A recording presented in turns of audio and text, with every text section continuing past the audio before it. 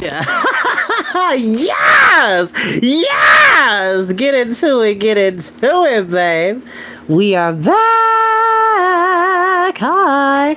We're back with another installment of Storytime with Chris. As I always say, you don't have to watch these videos when they go live. You're more than welcome to watch them in your downtime, nap time, relaxing, chillaxing time, in between time, mean time, scheme time, study time, break time, CP time. Anytime that you want to hear a highly animated voice bring you wonderful stories of magic, fantasy, science fiction, adventure, music, and many, many more in between. I was just watching an interview with David Corensway, and if you don't know who that is, he is the newest actor that has taken on the mantle of my favorite comic book character of all time, a character that was created by Joe Shuster and Jerry Spiegel in my hometown of Cleveland, Ohio, aka Superman. And having seen the movie twice now, I saw it Thursday afternoon, and then I saw it Friday on the premiere, and saw it in RPX. Definitely want to see it in IMAX. Most definitely will immediately buy it. That movie, and that'll be a whole nother video that I'll do, but just know, go see Superman. If you love DC Comics, if you want a world that's already established, if you remember growing up watching the Superman animated series in the 90s, as well as the Batman animated series, or even Justice League or Justice League Unlimited or Young Justice or Teen Titans, not Teen Titans Go, but the original series. If you love those shows and the lore of those shows and the action and the drama and pathos of those shows, you need to go see Superman. It is a beautiful love letter to comic book fans.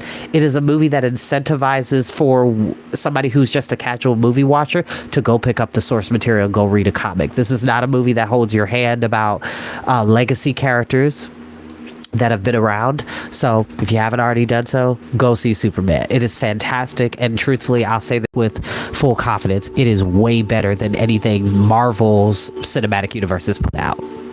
I stand by that. There are only, for me specifically, there are only certain movies in the MCU specifically that I consider to be the best. People hated Eternals, but Eternals is my favorite MCU movie, bar none. Probably after that would be Winter Soldier, and then Guardians of the Galaxy Volume 1. I unfortunately have not seen Volume 2 or 3. I'm going to change that because Volume 1 is amazing, and I've heard amazing things about Volume 2 and 3. The reason why I was hesitant about watching Volume 3 is there is the origin story of Rocket Raccoon, and I've read that story, and it's very heartbreaking, so to watch it on screen would be very emotional for me, but that's besides the point.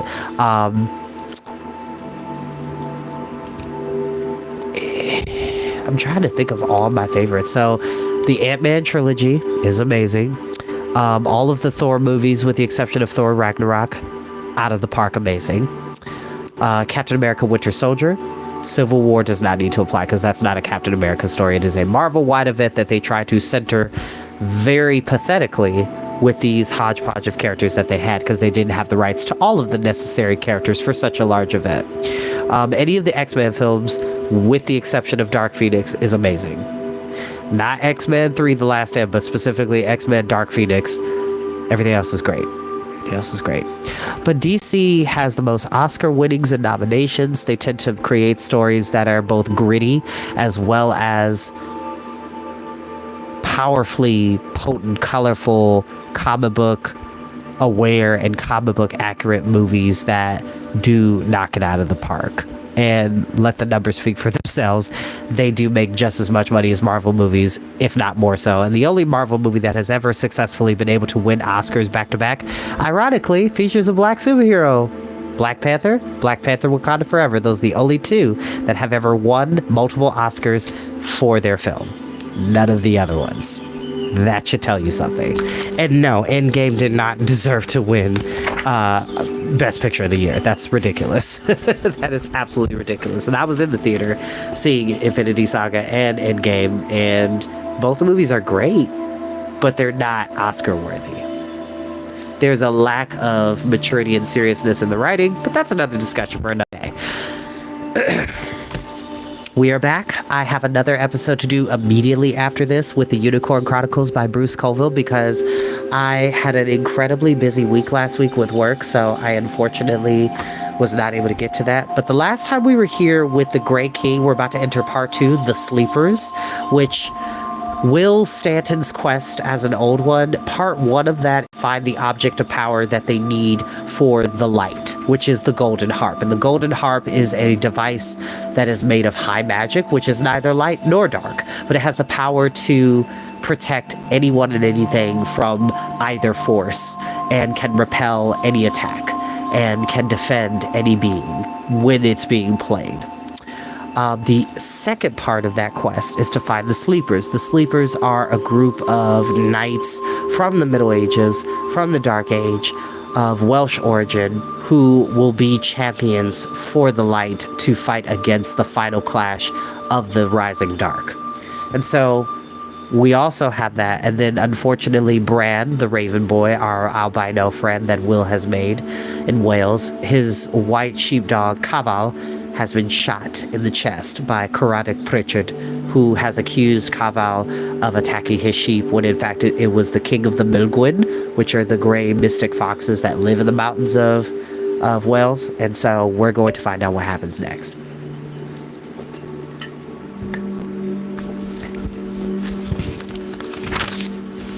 Part 2, The Sleepers. Chapter 1, The Girl from the Mountains.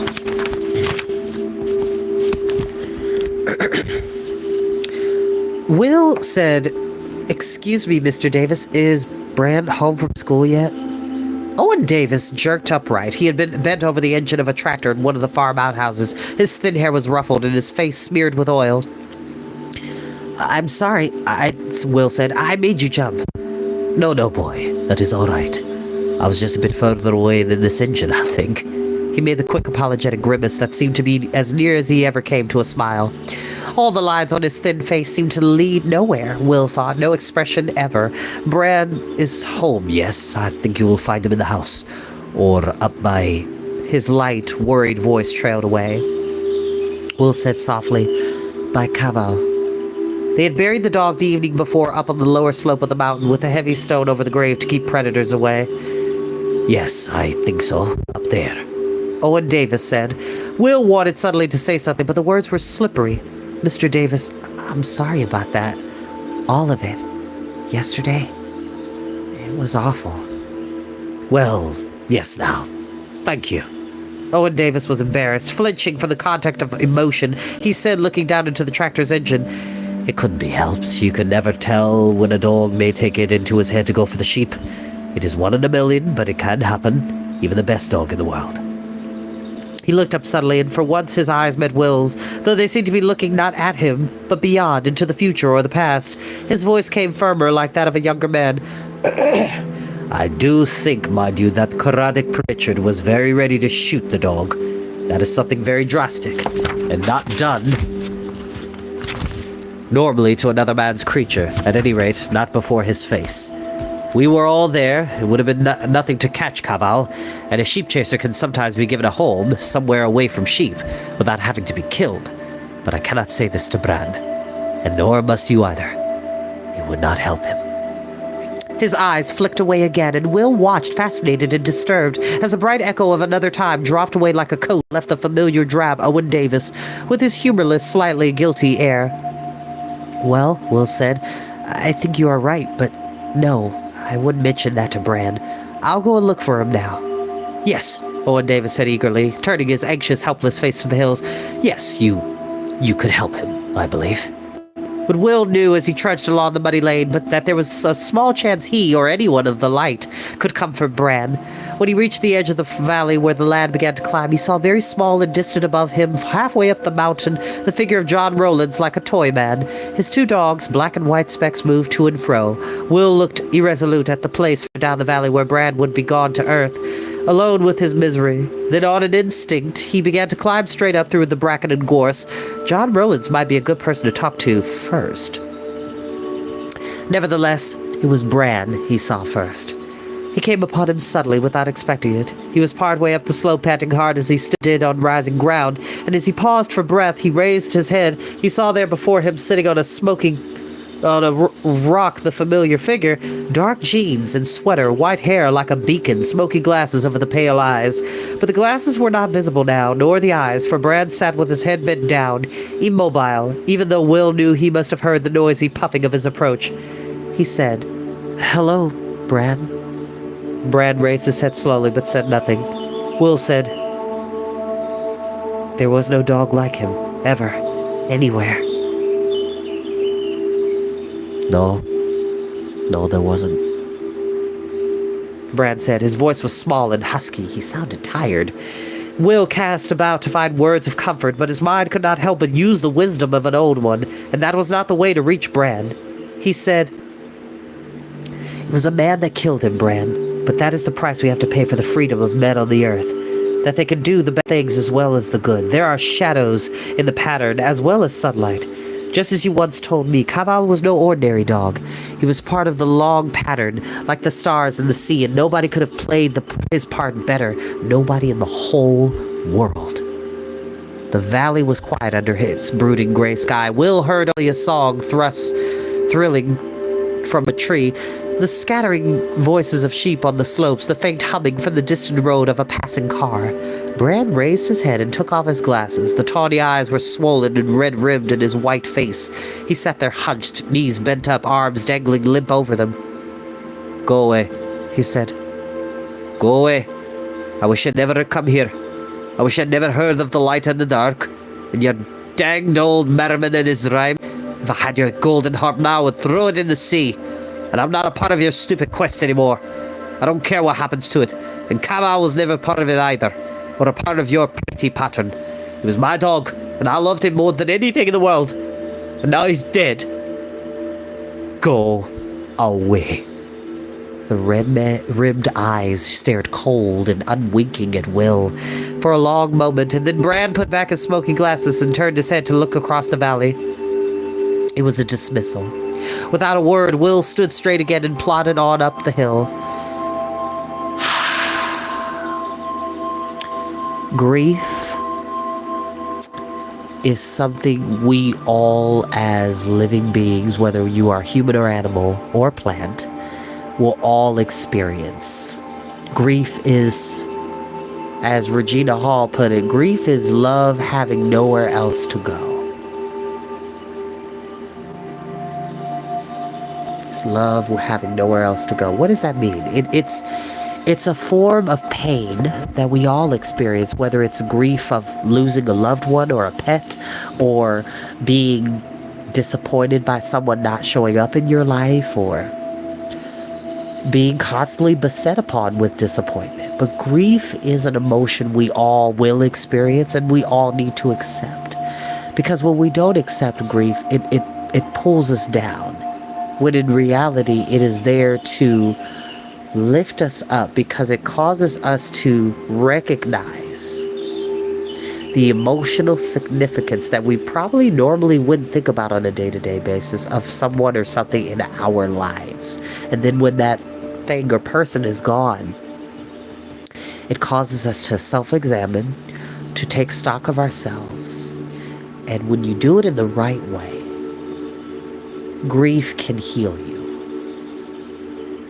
It can give you a sense of self-shielding that can lift you up rather than pull you down, if that makes sense. It seemed a long time before he reached John Rowland's. The lean, leathery sheepman was crouched, half-kneeling over a broken fence, mending it from a prickly skein of barbed wire. He sat back on his heels as Will came panting up, looking at him through narrowed eyes. His seamed brown face crinkled against the brightness of the sky. With no greeting, he said, "This is the top level of the clovered pasture here. The hill farms have the grazing beyond. The fence is to keep our sheep below, but they are crafty beggars at breaking it, especially now the rams are out." Will nodded miserably. John Rowlands looked at him for a moment, then got up and beckoned him over to a high outcropping of rock a little way up the mountain. They sat down on its lee side. Even there the place was like a lookout post governing the whole valley. Will glanced around him briefly, his senses alert, but the Grey King still lay withdrawn. The valley was as quiescent as he... wow, I did that right. Quiescent as it had been since the moment Kamal had died, quiescent meaning that the whole area is covered in a layer of quiet.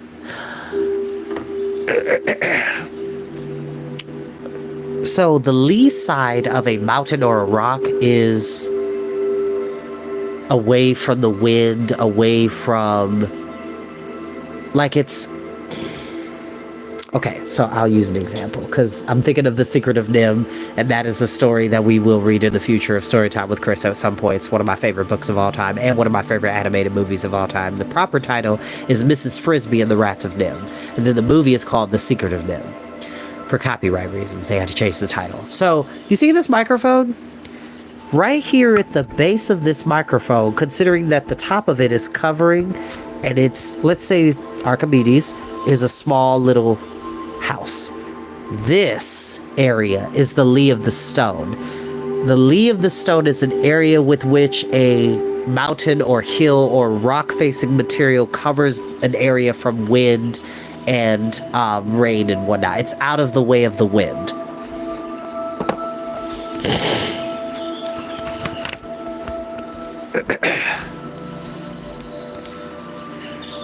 John Rollins. Oh, excuse me.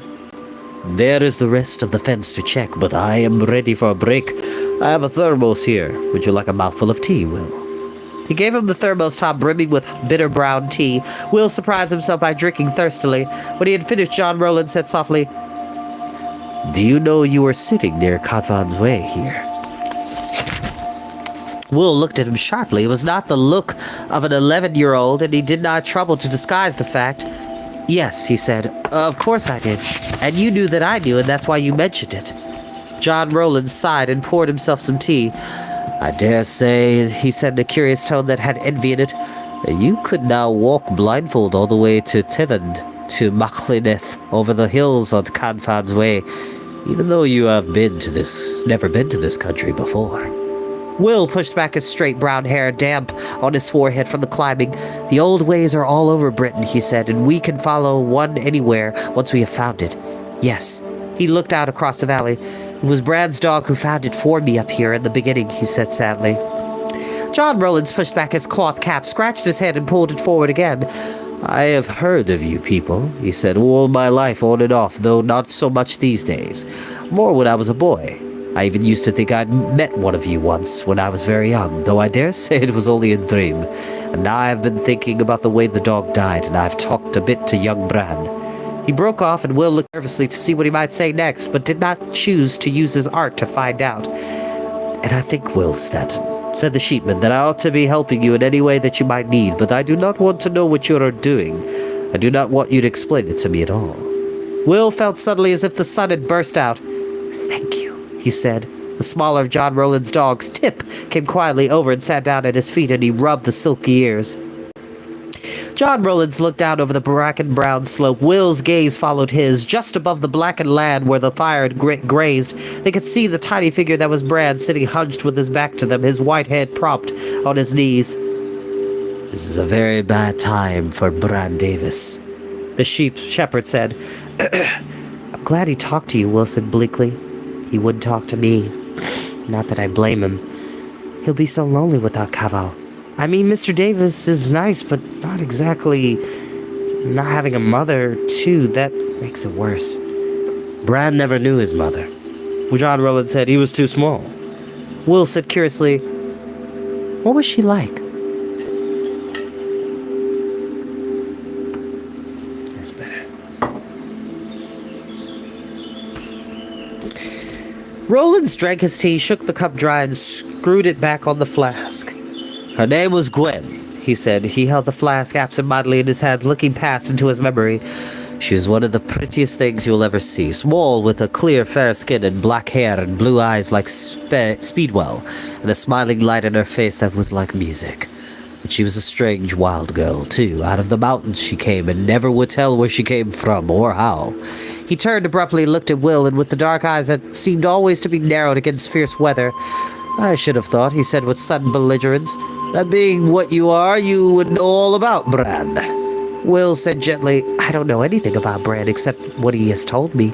We're not really so very different from you, Mr. Rollins, most of us. Only our masters are different.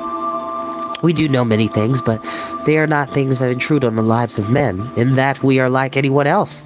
We should know only what we have lived through, or what somebody has told us. John Rollins nodded his head, relenting. He opened his mouth to say something, stopped, pulled his pipe from his pocket and poked at its contents with one finger. Well, he said slowly, perhaps I should tell you the story from the start. It will help you to understand Bran. He knows some of it well enough himself. Indeed, he thinks about it so much on his own that I wish he had never been told. Will said nothing. He sat closer to Tip and put one arm round his neck. John Rollins lit his pipe. He said through the first cloud of smoke, It was when Owen Davis was a young man working at Pritchard's farm. Old Mr. Pritchard was alive in those days. Karadek worked for his father too, waiting to take over and run the place. Though he wasn't a patch on Owen for work, Owen was a sheepman for Pritchard, a solitary chap he was, even though he was living in a cottage on his own, out on the moor, closer to the sheep than to the farm. He puffed out some more smoke and glanced at Will. You've been at that cottage. It is deserted now.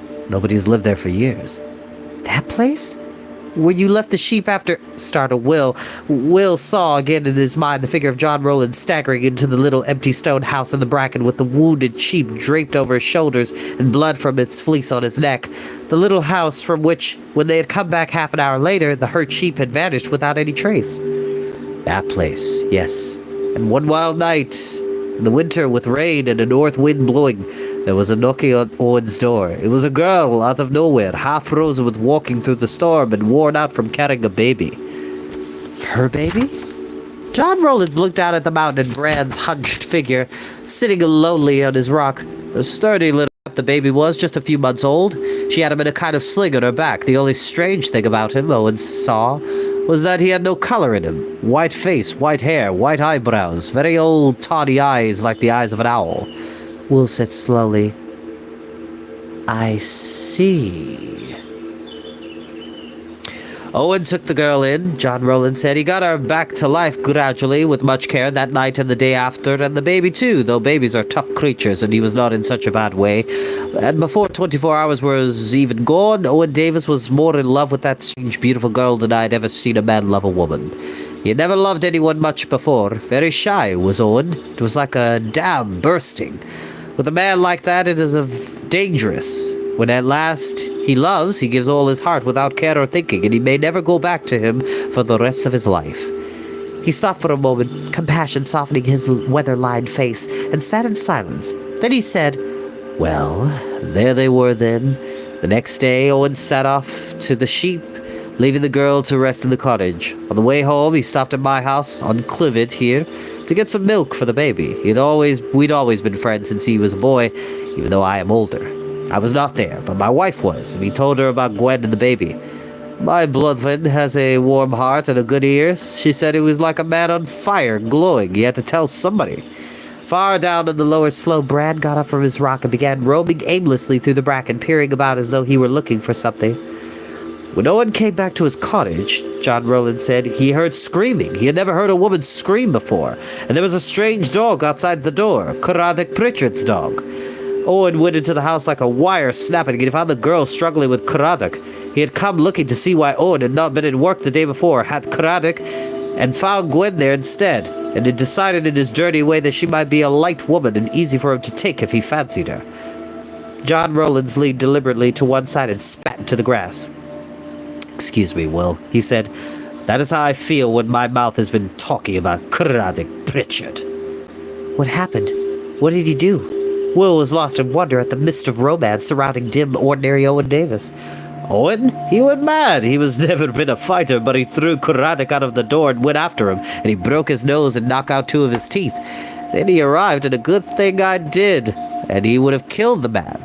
Bloodvin had sent me with some things for the baby, and I took Karadek home. He wouldn't have the doctor called, afraid of the scandal he was. I cannot say I had very much sympathy for him. His nose was not looked quite the same shape since. So, Karadek Pritchard is just a terrible human being. Because when you just step into somebody's house and just see this this woman who is clearly with a child, and you take the time to force yourself upon her, that's never okay. It's never okay. That's why consent is important, children. No means no, yes means yes. And if somebody tries to push it, you need to tell a parent, you need to tell a guardian, a teacher, an administrator, an instructor of some kind, an adult that you trust to protect you. Consent is important.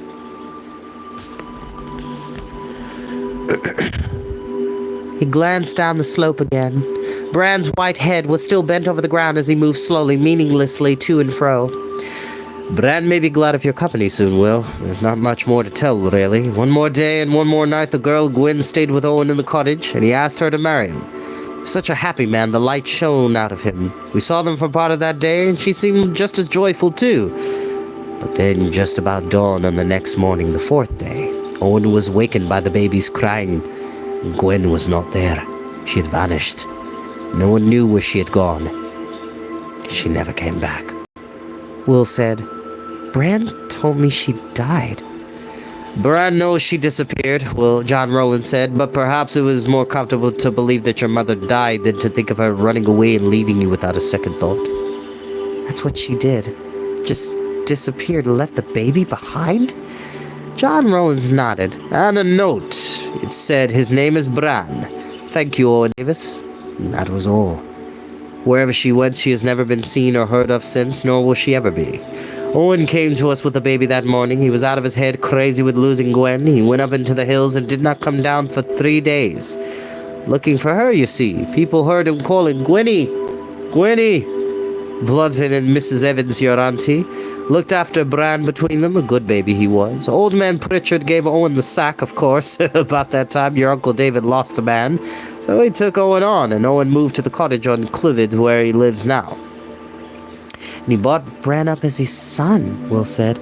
That's right, with everyone's help. It was a bit of a to-do, but he was allowed to adopt the boy in the end. Most people ended up thinking Bran really was Owen's son, and the one thing that Bran has never been told is that he is not. He believes that Owen is his father, and you must take care you never suggest anything different. I shall, Will said. Yes, I have no worries about you. Sometimes I think Owen believes Bran is his real son, too. He was always strict chapel, you see, and afterwards he turned even more to his religion. Perhaps you cannot understand this quite, Wilbach, but please, because Owen knew it was wrong by the rules of his fate to live those few days alone in the same house with Gwen, that he began to feel that it was just as much wrong as if he and Gwenny, not married to each other, had had a baby together. As if the two of them had produced Bran. So when he thinks of Bran still to this day, it is mostly with love, but a little bit with guilt. For no good reason in mind except in his own conscience. He has too much conscience, has Owen. The people do not care, even the people of his own chapel. They think Bran is his natural son, but the was over long ago. They have brains enough to judge a man by what he has proved to himself. But not by some mistake he may or may not have made a long time ago. John Rowland sighed and stretched, knocked out his pipe and ground the ashes into the earth. He stood up. The dogs jumped to his side. He looked out at Will. There was all this at the back, he said, when Craddock Pritchard shot Bran Davis's dog. Will picked up a single blossom from a gorse bush beside him. It showed bright yellow in his grubby hands. People are very complicated, he said sadly. So they are, John Rowland said, his voice deepened a little bit louder and clearer than it had been. But when the battles between you and your adversaries are done, Will Stanton, in the end the fate of all the world will depend on just those people, and on how many of them are good or bad or stupid or wise, and indeed it is all so complicated that I would not dare foretell what they will do with their world, our world. He whistled softly. Clividium, pin, tip. Carefully, he picked up his loop of barbed wire, and with the dogs following, he walked away beside the fence over the hill. And that is where we will end for tonight. That's why I tell you, grief comes in many forms, and when you don't allow it to rule your life and help evolve your life, I myself have lost a lot of family members, especially during COVID. I lost family members as well as family friends on both my mother and father's side. And even though it's painful that they're not here, they're always right here. I wish I could bring the camera closer. So the lighting is not doing it justice. So this is a cardinal's wing that I got made by Pierre Negley. This is my first forearm tattoo. Shout out to Pierre. But I wanted a cardinal's wing because a cardinal in its spiritual meaning means a loved one is coming in to check on you. So if you have somebody who's passed away recently or a couple of years ago and you have a lot of cardinals frequent your home or on your path to work or to school, that's a loved one checking in on you, making sure that you're okay, crossing your path to just take a look at you and see if you're doing all right. And I love this tattoo. It's a reminder that everybody that I have lost over the years of my life, that they're always inside here. If I ever need to talk to them, if I ever need a listening word or some wisdom that they've taught me, I can just think of how they would reply because I know them well enough, and that is how I connect. But everybody has different ways of dealing with grief, and that is where I'm going to end it tonight. I'll see you next time. Bye-bye.